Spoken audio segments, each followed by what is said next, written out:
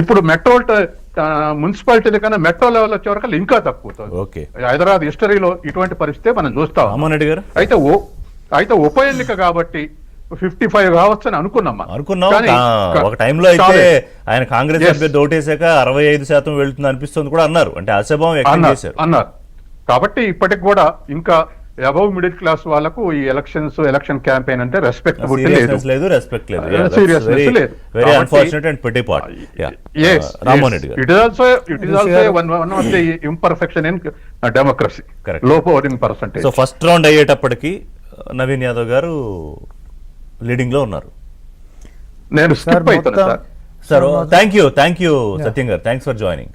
Okay. తొలి round లో నవీన్ యాదవ్ గారికి 8,926 ఓట్లు వచ్చాయి. తొలి రౌండ్ లో నవీన్ యాదవ్ కి వచ్చి 62 ఓట్ల ఆధిక్యంలో మాత్రమే కాంగ్రెస్ అభ్యర్థి నవీన్ యాదవ్ ఉన్నారు. మళ్ళీ ఇంకొకసారి ఓట్లు చెప్తాను. జూబ్లీహిల్స్ తొలి రౌండ్ లో కాంగ్రెస్ ఆధిక్యంలో ఉంది. తొలి రౌండ్ లో కాంగ్రెస్ కు కేవలం 62 ఓట్ల మెజారిటీ మాత్రమే వచ్చింది.